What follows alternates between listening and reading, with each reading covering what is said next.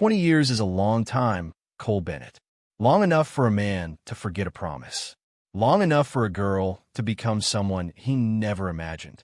The afternoon hung heavy over the Arizona flats, the kind of stillness that settles in after the land has been baked too long and has simply stopped arguing with the sun. Cole Bennett stood near the open side of his barn, one shoulder against the weathered post, arms crossed low over his chest. He wasn't doing anything in particular. That was the trouble with men like Cole. They were always either working themselves half to death or standing somewhere looking like they'd already been there. He was 52 now, though he carried it like a man who'd borrowed a decade of hard weather and hadn't found a way to return it. The lines in his face weren't the kind you get from laughing. They were carved by wind and silence, and the specific grief of outliving people you loved. His coat was the color of the earth. His eyes were the color of something older. The ranch, Red Mesa, folks had called it once, though Cole never used that name anymore, spread out behind him in low, dry acres. Cattle in the north field. A windmill that groaned when a breeze came. A fence that needed mending on the east side and had needed it for 3 seasons now. Cole knew it. He just hadn't found a reason to fix it. Then the wind shifted. He felt it before he heard anything. A change in the air, like the land had taken a breath it had been holding. Cole straightened, slow, and looked south. The horse came at a walk, which told Cole 2 things immediately. First, whoever was riding hadn't come in panic. Second, they knew the land well enough to know a gallop would raise dust you'd see for a mile, and they hadn't wanted that. He watched without moving. His hand found the handle of the old Colt on instinct, the way a man's tongue finds a sore tooth. He didn't draw. He just remembered it was there. The rider was a woman. She came into the light of the yard and stopped her horse at the gate with the kind of authority that doesn't need announcing. She swung down in a single, fluid motion, no hesitation, no adjustment, and stood still for a moment with the reins loose in one hand. Her fringed buckskin skirt stirred in the hot, dry wind.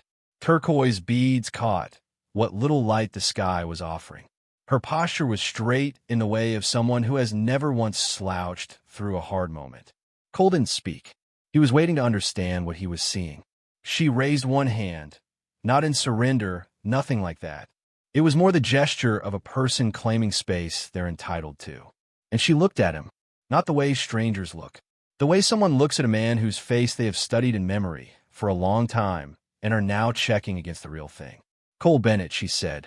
Her voice was even, unhurried, carrying the way voices carry across open land when the air is still. It's been a long time. Cole's jaw tightened. His hand stayed on the Colt. I don't know you, he said, and he meant it. He had never seen this woman in his life. She almost smiled.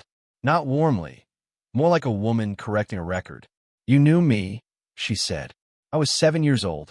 A snowstorm. 3 days before Christmas, up by the Moore Canyon Ridge. You pulled me out from under a fallen pine. Carried me 4 miles to the Harrow settlement. You told me your name was Cole. You said, and here her voice dropped just slightly. You said, you're going to be fine. The world's got more for you than this. The silence that followed was the kind that has weight. Cole felt something shift behind his sternum. He had said those words.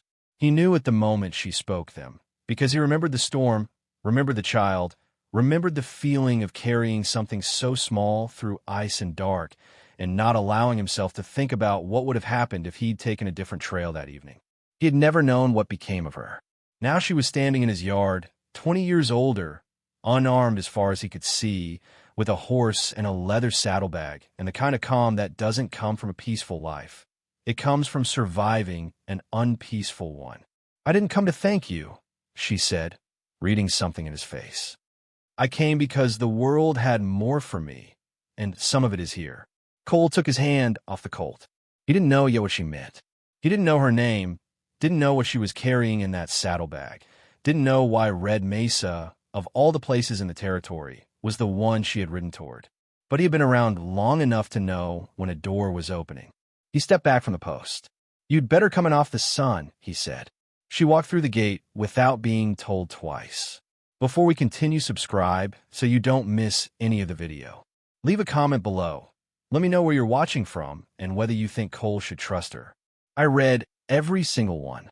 If this story got you, Hit the like button. It tells me to keep going. The snow came in the wrong season, from the wrong direction, and with the wrong kind of quiet. That was the thing about it that unsettled Cole most. Not the cold, not the blinding white that swallowed the trail, but the silence. Arizona, storms were loud.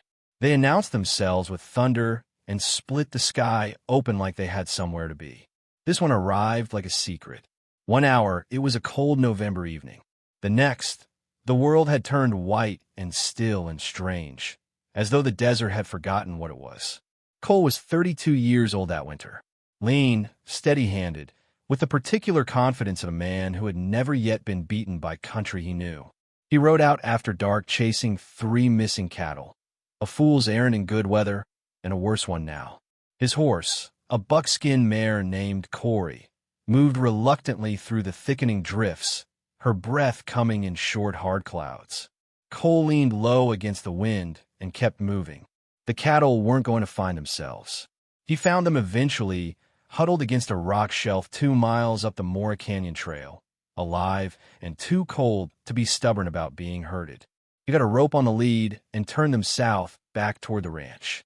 The storm had stiffened in the time he'd been out. Snow was piling in places it had no right to pile. The trail he'd ridden an hour ago was already half buried. Corey stumbled once, caught herself. Cole patted her neck and kept moving. That's when he saw the shape.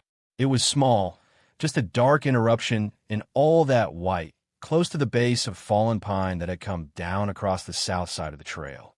He almost rode past it. His mind told him it was a rock, a shadow, a trick of the snow light.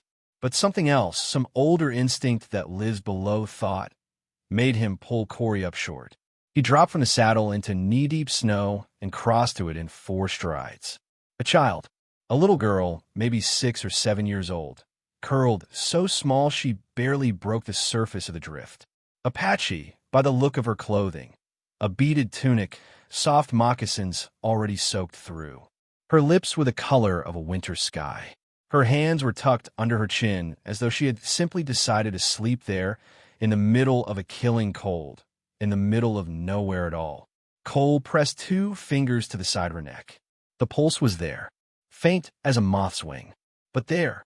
All right, he said, to her, or to himself, or to the storm. He wasn't sure which. All right, I've got you now.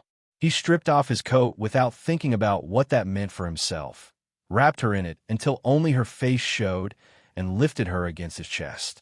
She weighed almost nothing. That was the part that frightened him most. How little there was of her, how easily the cold had gotten all the way through. He tied the cattle to a tree. He'd come back for them, or he wouldn't. He got back on Corey with the girl held tight against him and turned south into the blind white heart of the storm. The ride home took longer than it should have. Cole kept his right arm around her the entire way, feeling for the small movements of her breathing against his chest, terrified each time there was a pause. When he finally kicked open the cabin door and got them both inside, his own hands had gone half numb and his shirt was soaked through with snow melt. He barely felt it. He laid her near the hearth and built the fire up fast, too fast, feeding it recklessly, not caring about the wood he was burning through. Heat was the only thing that mattered. He pulled off her wet moccasins, wrapped her feet in dry wool, and sat back on his heels watching her face for signs that something was changing. For a long time, nothing changed. The fire popped and settled. Wind pressed hard against the cabin walls. Cole sat on the floor beside her and did not sleep and did not move except to feed the fire and check her pulse and pull the blanket tighter when it slipped. His hands were steadier than he felt. He had learned that about himself over the years, that his hands would keep working even when the rest of him was afraid. He was grateful for it now. Sometime in the deepest part of the night, the hour when the fire burned lowest and the cold pressed hardest through the walls, the girl stirred. Just once, a small sound, barely a breath shaped into something, not quite a word. Cole leaned closer. She didn't wake, but she was still fighting. He could feel it. He pulled his chair close to the floor and sat beside her, elbows on his knees, voice low so that it wouldn't startle her if she was somewhere between sleeping and not. "You're going to be fine," he said. "You hear me? The world's got more for you than this." More than a snowstorm and a cold floor and some stranger's cabin. You've got a whole life out there waiting on you. So you stay. You just stay right here. He didn't know if she could hear him. He said it anyway, the way a man says things when he knows words are all he has left to offer. By the time the storm broke and pale gray dawn began to press through the window, her color had changed. The blue had left her lips. Her breathing had steadied into something slow and even and alive. Cole finally let himself lean back in his chair and close his eyes for a moment, his hand still resting near hers on the blanket. He slept for less than an hour. When he woke, she was gone. The blanket was folded neatly at the foot of the hearth. Folded, not dropped, not left in a heap the way a frightened child would leave it. The door was closed.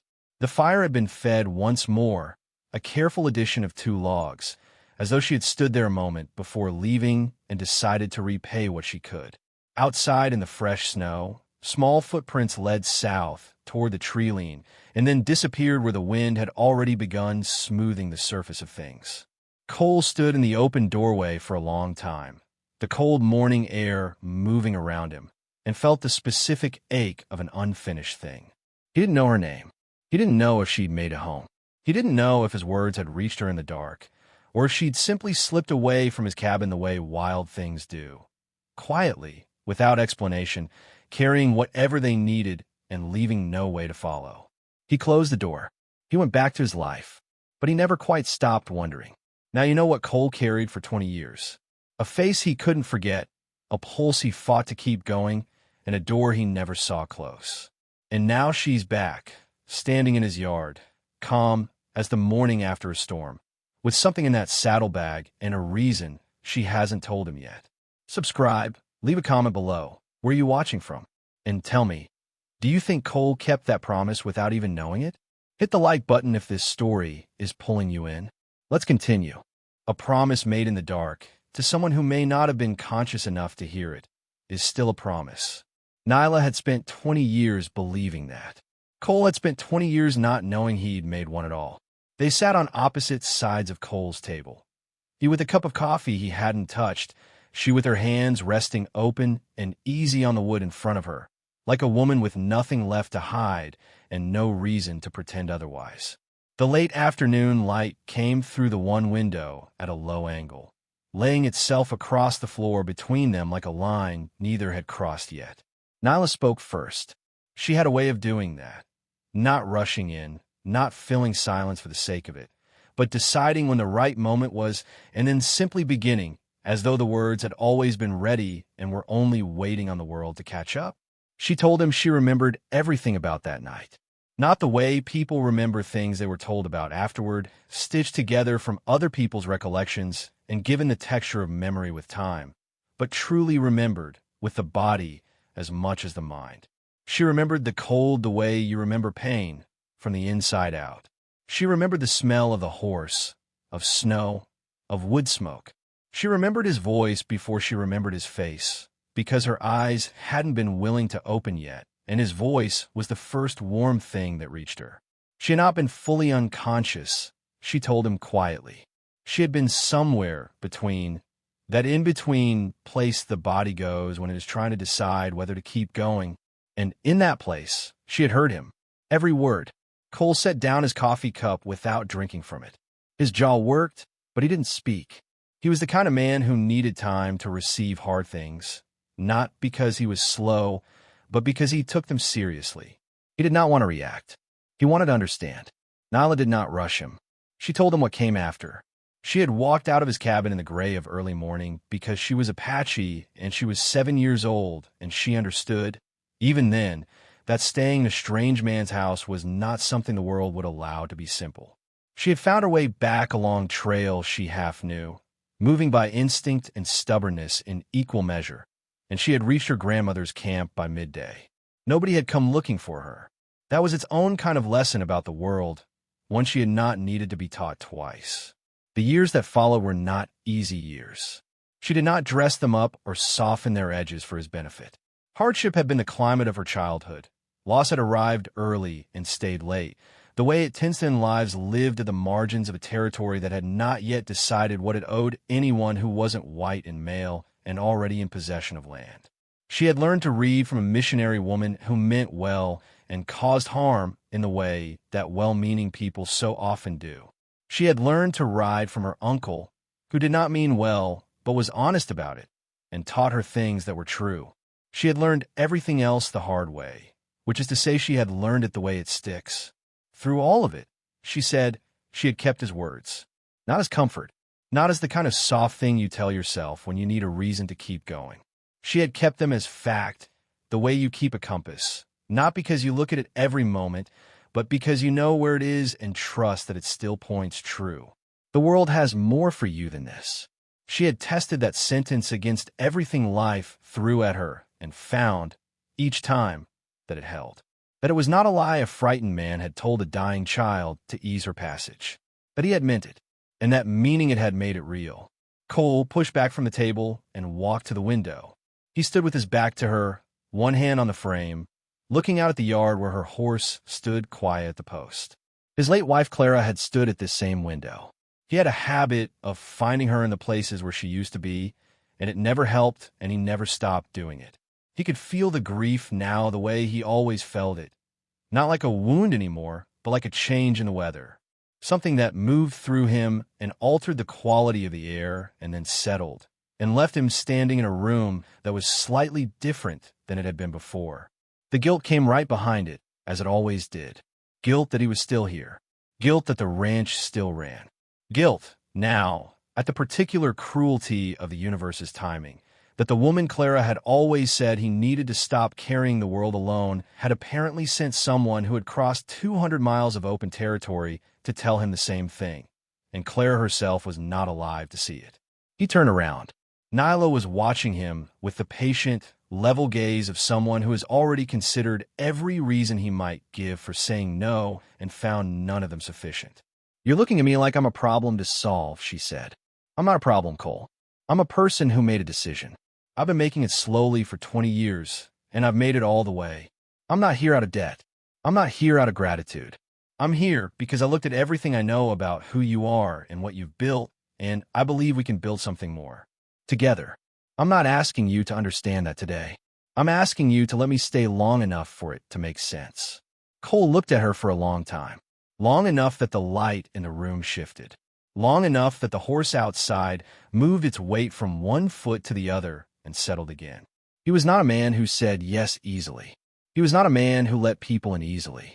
He had spent 15 years since Clara's death becoming very practiced at the specific art of needing no one. And he was good at it by now, the way you get good at things you do every day out of necessity rather than choice. He knew what it cost him.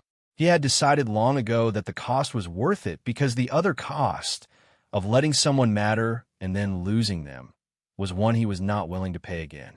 But Nyla was already inside his gate. She had fed his fire when she was 7 years old and half dead with cold. She had carried his words across 2 decades and 200 miles of hard country and had arrived, whole and unhurried and entirely certain, at his door. And the truth of it, the part he could not argue with no matter how long he stood at the window looking for a reason to, was that something in him had recognized her before his mind caught up. Something old and reliable below the level of thought had known her. He walked back to the table. He sat down. He picked up his coffee cup, finally, and drank from it even though it had gone cold. "The east room needs a new latch on the window," he said. "Keeps the cold out better if you stuff the gap with cloth until I fix it." It was the only yes he was capable of giving that evening. Nyla understood it perfectly. She nodded once, pushed back her chair, and went to see to her horse. Cole stayed at the table, hands wrapped around the cold cup, staring at nothing in particular, feeling, very carefully, very reluctantly, the first small movement of something he had not felt in a long time. He did not name it yet. He was not ready for that. But he did not push it away either, and for Cole Bennett, in the particular arithmetic of who he was, that was everything. He didn't say welcome. He didn't say stay. He told her about a broken window latch, and she understood it as both. That's where Cole Bennett lives, in the space between what a man can say and what he actually means. The ranch is about to get complicated in ways neither of them expected. Subscribe so you're here when it drops. Leave a comment. Where are you watching from? And tell me, do you think Cole is already feeling more than he's letting on? Hit the like button if this chapter sat with you. Walls don't come down all at once. Not the ones a man has spent 15 years building out of grief and silence and the daily discipline of needing no one. They come down the way the desert changes after rain. So slowly you barely notice until one morning you look up and everything is different and you cannot say exactly what happened. The first week, Cole watched her the way a man watches weather, from a distance, without wanting to be caught at it, trying to read what was coming and prepare accordingly. He told himself it was caution. That was the word he used inside his own head, where the words didn't have to be honest. The truth was closer to something he didn't have language for yet, something that lived in the space between wariness and wonder, and he had no intention of examining it closely. Nyla, for her part, did not make herself easy to dismiss. She was up before him each morning, and not in the tentative way of a guest trying to justify her presence. She moved through the ranch with the unhurried certainty of a woman who had assessed a situation and decided what needed doing and was now simply doing it. The first morning, he came out to find she'd already fed the horses and was tightening the cinch on her saddle with the practiced efficiency of someone who had been doing it since before it was easy. The second morning, she was mending the east fence line he'd been putting off for 3 seasons, working with wire and pliers in the early cold with her sleeves rolled to the elbow and her focus absolute. She didn't ask him to acknowledge it. She didn't look up when he walked past. She just worked. Cole found, to his irritation, that he had no framework for her. He had expected her to need something, direction, approval, the ongoing reassurance that she was welcome. He had prepared himself to provide those things reluctantly, at a bearable distance.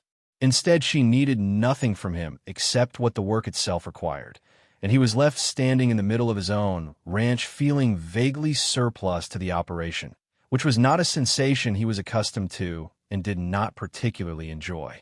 By the end of the first week, he stopped watching her from a distance and started watching her from closer up, because it was becoming clear that the distance wasn't giving him accurate information. What he saw, up close, was a woman who moved through the world without apology. She rode hard when the land called for it, and easy when it didn't, and her horse responded to her the way well-treated animals do, with trust so deep it had become instinct. She could read cattle the way Cole read weather, could spot a lame hoof or a fence gap from 100 yards at a canter. She cooked simply and ate without ceremony and washed her dishes the same evening and left no trail of herself in rooms she wasn't using. She was in the specific and practical sense of the word, good at being alive. And Cole, who had spent 15 years perfecting the art of barely surviving his own existence, found he could not stop noticing the difference. The silence between them changed in the second week. It was the same silence and volume. There were not people who filled space with words for the sake of it, but it lost the quality of distance. They would ride out together to check the north pasture or bring cattle in from the creek flats. And the quiet that rode with them was not the quiet of 2 strangers tolerating each other. It was the quiet of 2 people who had been through enough of life to know that some things are better said without speaking. They would stop on a ridge at the end of the afternoon and watch the sun go down over the flat western horizon. The sky doing what Arizona skies do, turning color in that theatrical, unhurried way that makes you feel every time like you're watching something you do not deserve, and neither of them would say a word, and neither of them would feel the absence of words. The late-night conversations came gradually, the way they always do between people who are being careful with each other. They started with practicalities, what needed doing the next day, what the cattle count had come to, whether the north tank was holding water, and then, almost without either of them deciding it, they started going deeper. Not recklessly, not the way 2 people unload themselves onto each other when loneliness has built up past the point of managing, but carefully, the way you add weight to something you're testing, a little at a time, watching to see if it holds. Cole talked about Clara on the 3rd such night, not the story of her death. He had told that story to enough people over the years that it had become almost separate from him, a thing he could recite without bleeding, but about who she was. The specific shape of her humor, the way she had of knowing what he was going to say before he said it, and answering before he'd finished. The fact that she had been the only person in his life who had ever made him feel that his silences were not a failing, but a kind of fluency, and how losing her had made the silence into something heavy instead. Nyla listened without rushing to fill the space when he stopped. When she spoke, she did not offer comfort in the usual worn-out shapes. She talked about her own losses, her mother when she was 12, 2 cousins the territory had swallowed in different ways, a version of herself she had buried somewhere along the road between 7 and 27 so that a better version could keep moving. She spoke about survival, not as triumph, but as a long negotiation with pain, agreeing to carry it, refusing to let it drive. Grief doesn't leave, she told him one night. The fire burned low between them, the desert dark and wide outside the window. You just get bigger than it, slowly, until it isn't the whole of you anymore. Just a part, like a scar, still yours, just not the only thing. Cole looked at the fire when she said it. He didn't respond for a long time. When he did, all he said was that he thought she was probably right. But the way he said it, quietly, without defense, without the slight hardening he usually applied to things that got too close, was something new, and they both heard it. The softening came on him the way all real changes do. Not in a single dramatic moment, but in accumulation. A morning when he handed her coffee without being asked, and she took it without remark, and they stood on the porch watching the light come up, and it felt as natural as breathing. An afternoon when she laughed at something unexpected, a calf making a fool of itself near the water trough, and the sound of it moved through the yard, and Cole found, before he could stop himself, that he was smiling. An evening when she came back from riding with her hair loose from the wind and mud on her boots, and she was wholly, entirely herself, and Cole realized he had stopped bracing for something and was simply present, standing his own yard, in his own life, without the armor on. He did not name any of it. He was not ready for names. But he felt it happening, and he did not stop it, and that was new. The evening that ended the chapter of distance between them was unremarkable in every external way. They had come in from a long day working the south pasture, eaten simply, cleaned up in their own corners of the cabin in their customary quiet. Cole went to the porch, as he always did at the end of the day, and sat in the chair on the right side. His chair, always his chair, the one he had sat in alone for 15 years with the one to the left empty beside it, the way absences keep their shape long after the person is gone. Nyla came out behind him. He expected her to lean on the railing, as she usually did, keeping the space that they had both, without discussing it, agreed to keep. Instead, she sat down, in the chair beside him, not the empty one. She had pulled the other chair 2 feet closer and sat in that one, near enough that he could have reached across without stretching if he'd been a man who reached. She didn't say anything. She looked out at the same darkening land he was looking at. The first stars were arriving in the east, one by one, doing what stars do over the Arizona desert, making the world feel enormous and, somehow, in that enormousness, less lonely. Cole did not move away. He did not recalibrate the distance. He sat in his chair, and she sat in hers, and the space between them was small and warm and entirely chosen, and neither of them said a word about it, because some things are already said before you open your mouth. He moved his chair 2 feet closer and sat down beside her. That's all. That's everything. Cole Bennett, who had spent 15 years perfecting the art of alone, chose, just once, just quietly, to be near, and that small choosing is where every large thing begins. The ranch is about to face something from the outside that will test everything they have built from the inside. Subscribe, drop a comment. Where are you watching from? And tell me, did you feel that shift? Because I did. Hit the like button if this story got under your skin. Small towns have long memories and short tolerances. They can forgive a man almost anything, his grief, his silence, his years of turning his back on the world, so long as he keeps his troubles to himself. The moment Cole Bennett's troubles walked into town on horseback, wearing turquoise beads and asking for nothing, the town decided it had a problem. The problem was not Nyla. The problem was everything the town saw when it looked at her and felt exposed.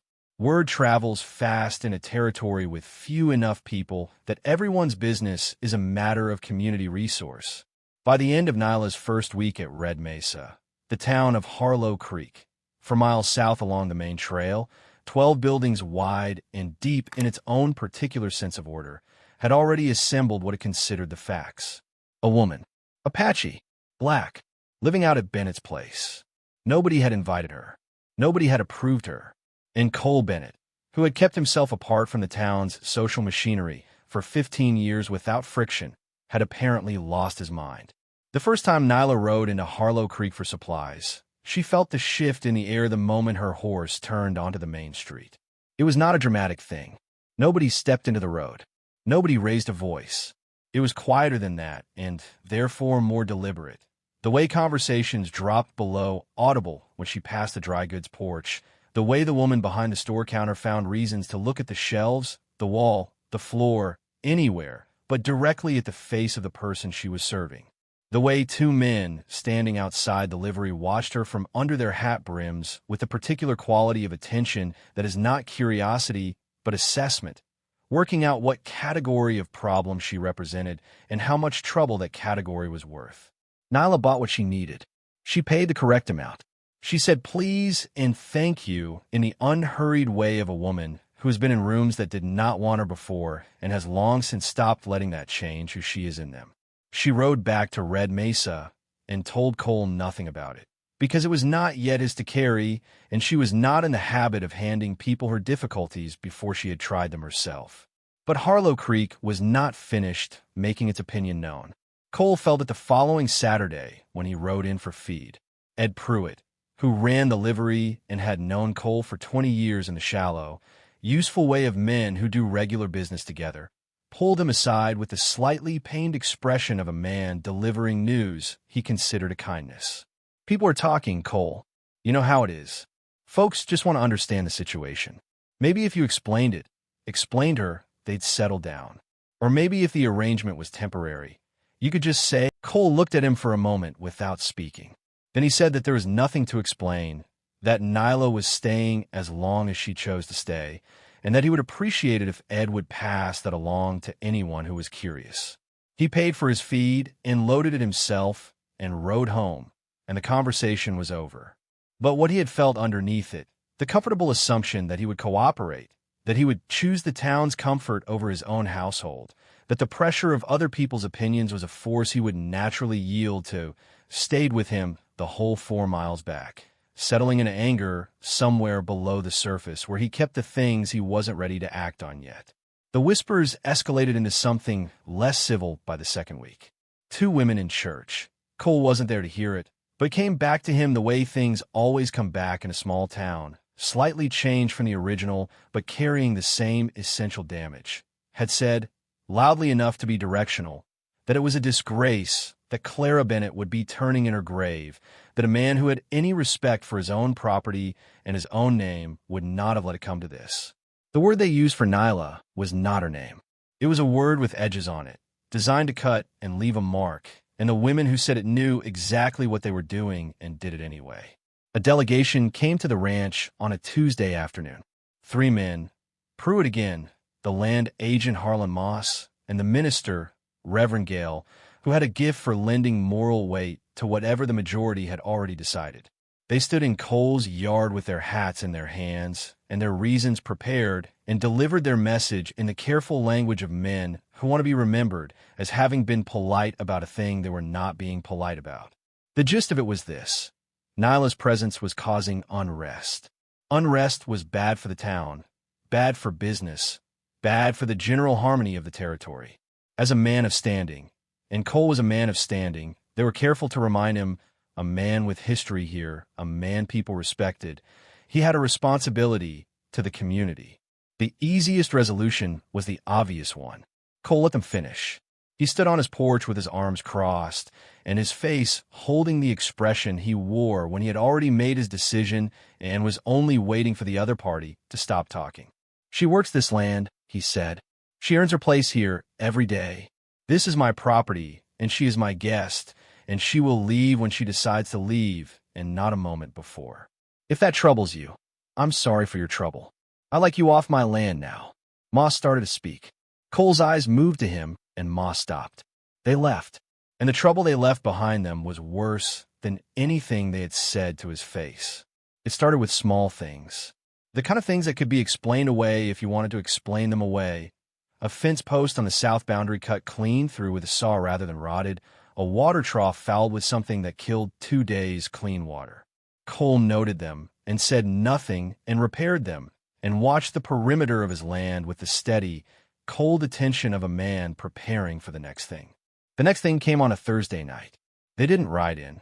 They were cowards the way most intimidation is cowardly, preferring darkness and distance to consequence.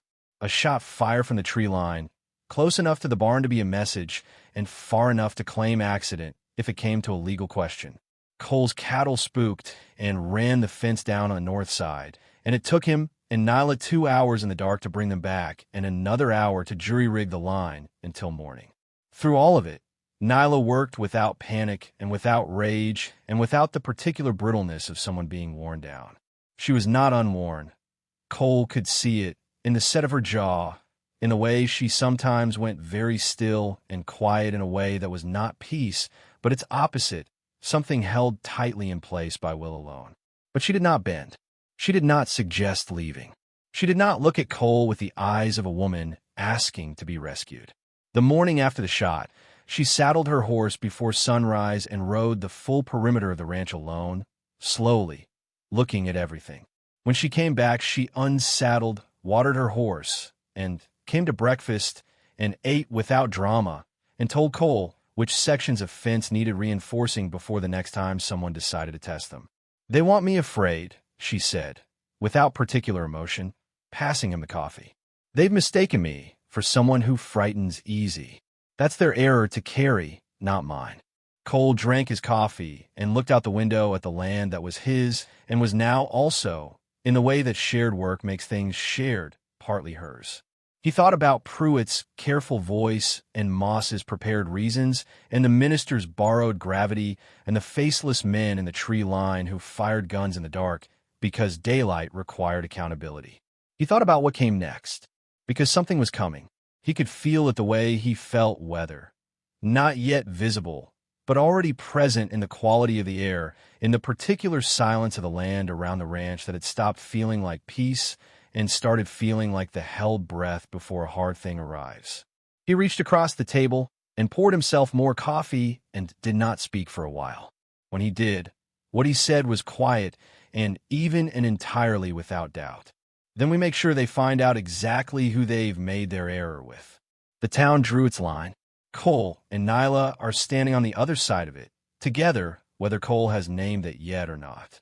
But lines drawn in frontier dirt have a way of becoming something more than social boundaries, and the men who fired that shot in the dark are not finished.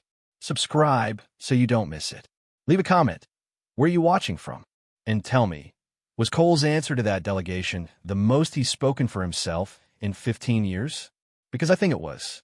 Hit the like button if this chapter made you angry in the right way. There's a particular kind of cowardice that arrives at midnight, masked and on horseback, carrying fire instead of a face. It does not want to be known. It does not want to be answered. It wants only to destroy and disappear back into the dark and let the wreckage make its argument. What it did not count on, riding toward Red Mesa that night, was that the two people inside had both, in different ways and for different reasons, already survived the worst thing that could happen to them. And people like that do not run. It was the horses that woke them. Not a sound from outside, not a shout, not the crack of the first gunshot. The horses, who knew before either human did that something was wrong with the night, who began their anxious shifting and stamping in the barn with the particular urgency of animals whose instincts have not been dulled by years of believing themselves safe. Cole was on his feet before his eyes were fully open. Reaching for the rifle, he kept leaning against the wall beside his bed with the practiced reflex of a man who had always known the territory was not entirely tame. He was at the window in 4 steps. What he saw outside made his chest go tight. There were 5 of them, maybe 6, hard to count in the darkness, and they had chosen darkness with intention. Masks, torches already lit, the flames moving with the horse's movement, painting the yard in lurching orange and shadow. They had come in from the south and the west simultaneously, which told Cole this had been planned by someone with enough sense to cover multiple angles, which in turn told him this was not a warning. This was an ending if they let it be. He was out the door before the first torch hit the barn roof, shouting Nyla's name once, hard, and not needing to shout it twice. She came out of the east room with her rifle already in hand and her boots already on, and Cole had one brief, sharp moment of understanding. She had heard the horses too. She had been lying awake. She had been ready. He did not have time to think about what that said about the kind of alertness that had become her normal, the way a woman learns to sleep with one part of herself always listening when the world is given a reason to. He filed it away in the place where the things he intended to think about properly later were kept, and they moved. The barn was the priority.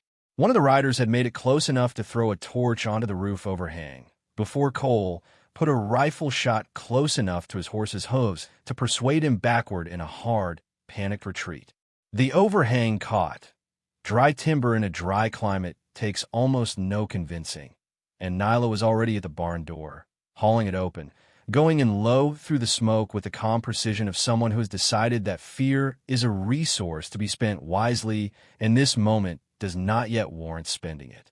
She got the horses out, all four of them, spooked beyond management but alive and moving, crashing out into the yard and scattering toward the north fence where the darkness was cleanest.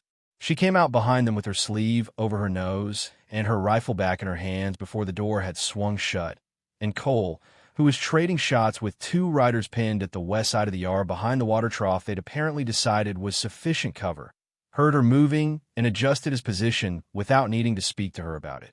They had been working this land together for weeks. They already knew each other's rhythms the way partners do. The way you learn someone not by talking about it, but by standing beside them in the daily work of things. The fight lasted less than 10 minutes, though it had the compressed, stretched quality that violent things have, where each second contains more information than it has room for, and time stops behaving according to its usual agreements. A second torch made it to the south wall of the cabin before Nyla put it out with a bucket of water. She had apparently had the presence of mind to position at some point during the exchange of gunfire, which Cole reflected later was either extraordinary forethought or an indication that she had been thinking about this possibility longer than he had. A rider tried to push through the gate on the east side and was met with the specific message of Cole's second shot going through the top rail 2 inches from his horse's ear, and the horse rendered the rest of that argument moot by refusing to advance regardless of what its rider wanted. Then, as suddenly as they had arrived, they broke. One man calling something to another in the dark, and then the sound of horses moving fast away south, the torchlight withdrawing until the yard was just the quiet orange glow of the smoldering barn overhang and the smell of smoke hanging in the still night air. Cole and Nyla stood in the yard for a moment, rifle still up, listening to the retreat until it was entirely gone. Then he lowered his gun and walked to the barn to assess the damage, and she walked the perimeter of the yard in a slow, methodical circle, checking the fence line, the gate, the south wall, cataloging everything with the thorough attention of someone preparing a record rather than recovering from a shock. There was a cut above Cole's left eyebrow. He hadn't felt it happen, barely felt it now. And Nyla had a burn along the back of her right forearm where a torch ember had found her on the way out of the barn. Neither of them mentioned these things immediately. There was still work to do. The barn overhang was salvageable. The south wall had scorching but no structural damage. 2 fence posts on the west side needed replacing. The water trough had been fouled again, deliberately, sometime before the riders arrived. They had thought of that, too, the kind of methodical cruelty that plans ahead. Cole stood in the middle of his yard in the dying dark before dawn, looking at what remained of the night's work, and felt something he had not expected to feel. Not fear, not even anger, exactly, or not only anger. What he felt was a cold, absolute clarity. The kind that comes when a situation has removed all ambiguity and left only the clean, unambiguous shape of what a person is prepared to do. Nyla sat on the porch step while he tended the burn on her arm with the supplies from the cabin's medical tin. She let him do it without comment, watching the horizon go from black to the first dark blue of approaching morning. When he finished, she flexed her hand, testing it, and nodded once in the way of a person confirming information to themselves. "They'll come back," she said, not as a question, not with fear in it, just a statement of the territory they were in. "I know it," Cole said. She looked at him then, directly, the way she always did, without flinching from what she saw and without performing anything she didn't mean. "You could still ask me to go," she said. "I wouldn't hold it against you. This is your land, your life. I didn't come here to burn it down." Cole finished wrapping the bandage and tied it off with 2 clean half-hitches. He did not look up immediately. When he did, what was in his face was not the expression of a man weighing options. It was the expression of a man who had finished weighing them some time ago and was mildly irritated at being asked to start the process over. "You didn't burn it down," he said. "They tried to. There's a difference, and I'll thank you not to confuse the two." He stood up, tucked the medical tin under his arm, and looked out at the lightning yard. "Besides, you got my horses out." It was not a declaration of love. It was not even a declaration of much by most people's measure. But from Cole Bennett, who had spent 15 years closing doors, it was a window thrown open.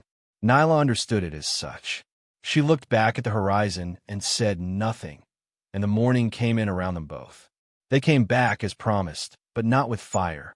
The riders had failed, and the men behind the riders had drawn the lesson that violence, when it leaves witnesses and evidence and a man who will not be moved, creates more problems than it solves.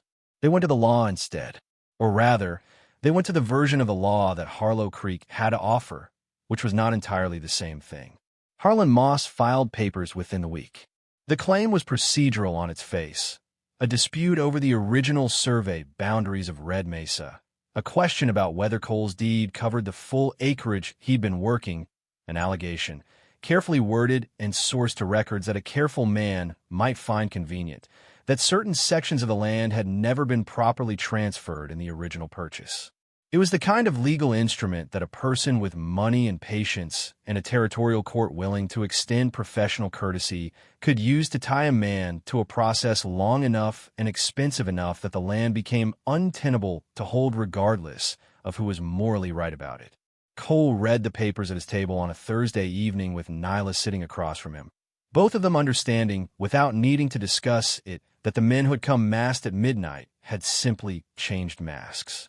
"They couldn't burn us out," Nyla said quietly, reading the last page. "So now they mean to paper us out." "That's about the size of it," Cole said. He set the papers down flat on the table and looked at them for a long moment, the way a man looks at a problem he is in the process of deciding not to be defeated by. Then he looked up at Nyla, and what passed between them in that look was not despair and not defeat and not even resignation. It was something that had been building since the night she rode in from the South Trail, something that fire and rifle shots and the long, slow work of shared life had been forging without either of them directing it. And it was, unmistakably, the look of two people who have decided that what they are facing together. The courtroom was coming, and with it, the chance for the truth to be told in a place where the men who had sent riders in the dark would have to sit in daylight and answer for what they'd built their case on. Cole Bennett had never been a man who trusted institutions, but he had always been a man who showed up. He folded the papers carefully and put them in a tin box where he kept the ranch deed and Clara's letters and the few things he considered worth protecting. Then he went to make coffee, and Nyla went to check the horses, and Red Mesa went on standing in the Arizona dark, unburned and unbroken and entirely unwilling to be either. They couldn't be burned out. They couldn't be shot out. So now they're going to be lawyered out, or that's what Harlan Moss and the men behind him are counting on. Coming next takes us into the courtroom, where the weapons are words and records and the particular cruelty of a legal system that has never been required to be fair to everyone it governs. Cole and Nyla are walking in together. Subscribe so you're here to watch what happens. Leave a comment below. Where are you watching from? And tell me, when Cole said she got his horses out, did you feel that? Because that man just said everything. Hit the like button if this chapter had your heart pounding. Let's continue. Every fight that could not be won with fire or steel or the coward's privilege of darkness eventually arrives at a room with four walls and a judge and the pretense that what happens inside is justice. Harlan Moss understood this. He had spent a careful career learning the difference between what the law said and what the law could be made to do.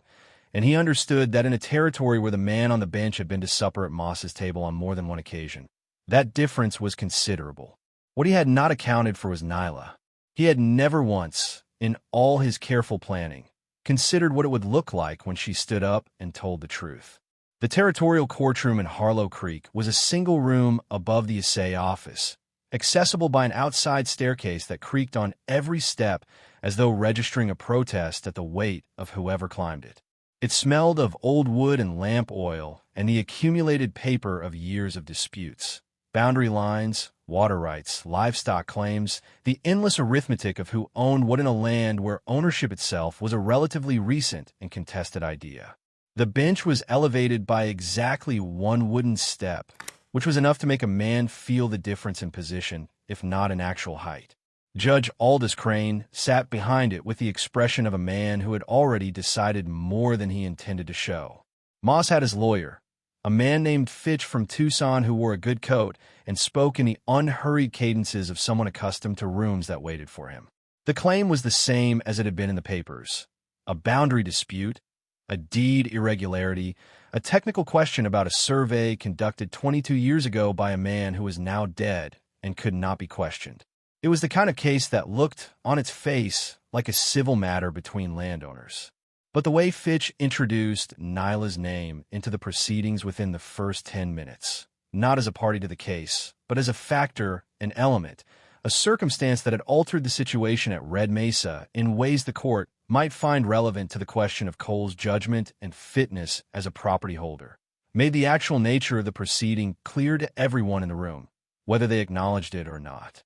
Cole sat at the respondent's table with his hat in his hands and his lawyer, a younger man named Garrett who had ridden down from Phoenix and who was good enough to know how bad the terrain was, and he listened to Fitch build his case with the methodical patience of a man laying a foundation, and he felt the old familiar anger living low in his chest, cold and controlled, and he did not let it into his face. The courtroom was full.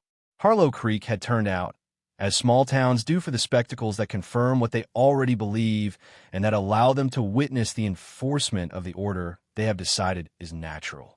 They sat in the gallery's 3 rows of wooden benches and watched with the focused attention of people who have come to see a conclusion rather than a process.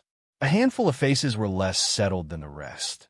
The widow Darby, who had quietly brought Nyla bread the week after the attack and asked no questions about it.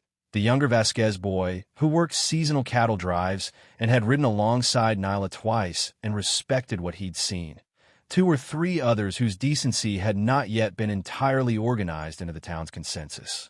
They sat apart from each other without knowing they were doing it, the way the dissenting few always sit, scattered and uncertain of their own number.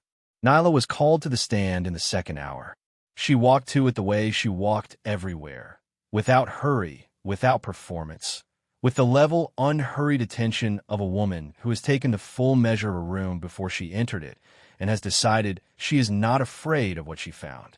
She sat down, stated her name, and looked at Fitch with the expression of someone prepared to answer questions honestly and entirely uninterested in the effect that honesty might produce on people who would have preferred a different version of events. Fitch tried to make her small. It was his method, not aggressive, which could provoke sympathy, but reductive.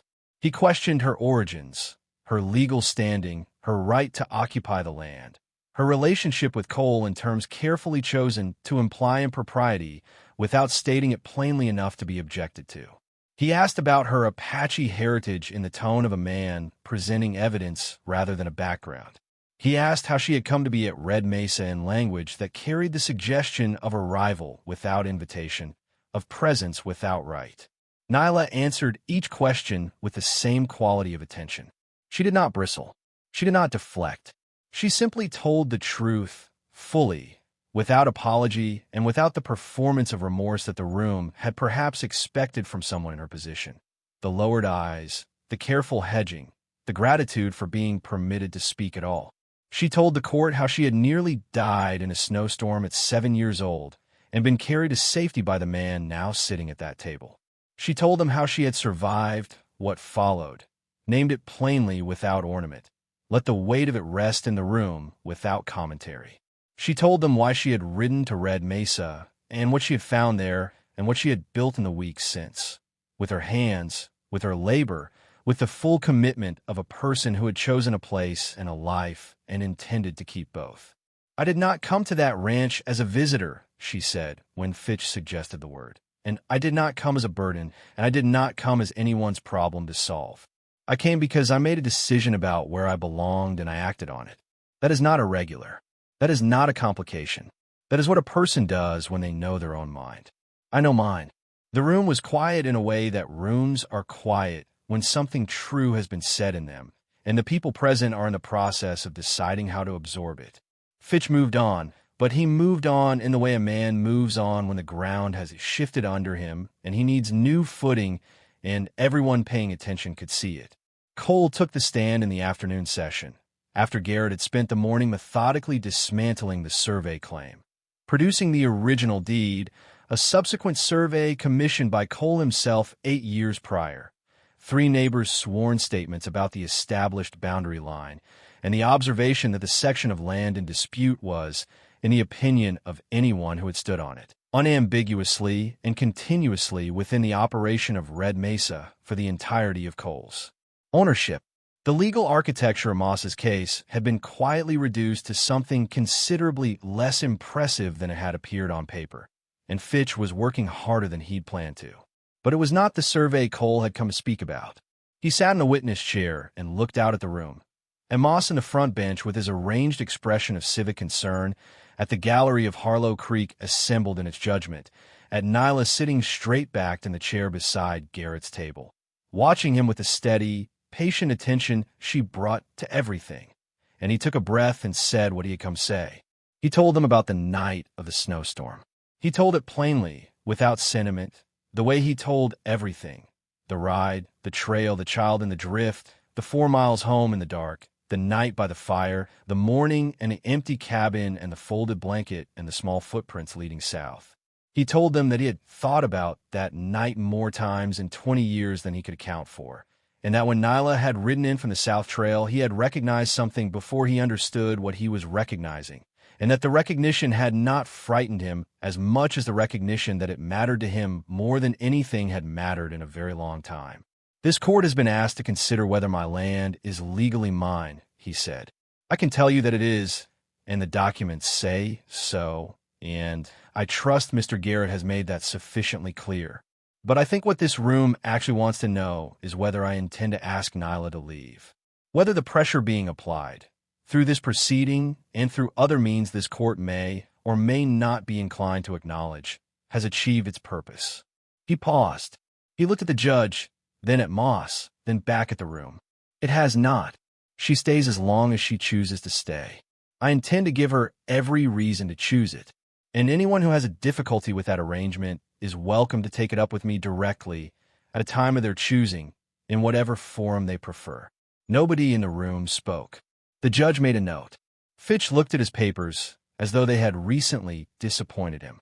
Judge Crane delivered his ruling before the end of the day, which surprised no one who understood that a ruling delayed would only prolong a circus he had not enjoyed being part of. The deed was valid. The survey was sufficient. The boundary claim was dismissed with costs assigned to the plaintiff. He delivered these findings in the flat, procedural language of a man who understood that the words themselves were carrying more weight than their surface meaning and chose not to add to it. Cole and Nyla walked out of the courtroom and down the creaking staircase and into the afternoon light of a street that watched them go without speaking. Not all of the watching was hostile. There were eyes in it that held something more complicated than disapproval, something that might, given time and repetition and the steady example of 2 people living their lives without apology, eventually arrive at something resembling acceptance. That was not today's victory. Today's victory was smaller and more durable than that. Today's victory was simply that they were walking out together, and no one had stopped them. They rode back to Red Mesa in the long light of a late Arizona afternoon, the desert doing what it does at that hour, going gold and copper and the particular shade of burnt orange that exists only in the last half hour before the sun goes fully below the rim of the world. They did not talk much on the ride. There was not much that needed saying that hadn't been said. In one form or another, over the past weeks, in work and silence and the slow, honest accumulation of a shared life. When they reached the ranch, they unsaddled their horses and turned them out and stood for a moment at the fence line, looking west at what was left of the light. The land spread out in front of them, flat and enormous, and entirely indifferent to the opinions of Harlow Creek.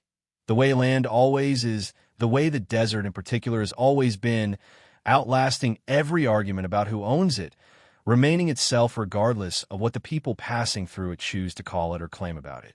Nyla stood with her arms resting on the top fence rail, her turquoise beads catching the last of the light, her face turned toward the horizon with the expression of a woman who has arrived somewhere she intended to arrive and is taking a moment to confirm that it is everything she believed it would be. Not perfect, not easy, but real and chosen and hers. Cole stood beside her, close enough that their arms nearly touched.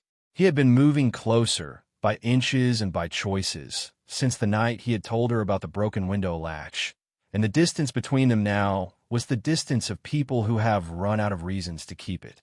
He did not make a speech. He was not a man for speeches, and she had never needed one. He simply reached over and rested his hand over hers on the fence rail, and left it there, and looked at the same horizon she was looking at. The sun went down. The first stars arrived. The desert went from gold to gray to the vast, deep blue of an Arizona night, and the ranch sat in it the way it had always sat, solid, worked, scarred for what had tried to bring it down, and standing. Not despite what they had been through. Because of it. She was not a visitor anymore. She was not a complication, not a consequence, not an outsider permitted to remain. She was a woman who had ridden 200 miles on a decision she had been making for 20 years, who had worked this land with her hands and defended it with her body and told its story in a courtroom with her head up and her voice steady. She had not bent. She had not left. She had reshaped a man who had closed himself entirely against being reshaped, not by force or by strategy, but by the steady, irresistible pressure of being entirely, completely herself. Red Mesa was different now. Cole Bennett was different now. The desert did not care either way, but it held them both equally, which was all either of them had ever asked of any place. It was enough. It was more than enough. It was home, and that is where we leave them, not in a perfect world, because the world they live in is not perfect and never promised to be, but standing in it together, on land they defended, in a life they chose, with the specific, unshakable quality of two people who have been tested by everything the territory threw at them and are still there at the fence line when the sun goes down. That is the whole story. One promise made in the dark to a child in a snowstorm, kept in a way neither of them could have predicted, that became something neither of them could have built alone. If this series moved you, if any chapter of it sat with you the way a good story does, subscribe because there are more stories coming and they deserve an audience that feels things. Leave a comment right now. Where are you watching from? And tell me which part hit hardest. And hit the like button if Cole and Nyla earned it. I think they did. I'll see you in the next story.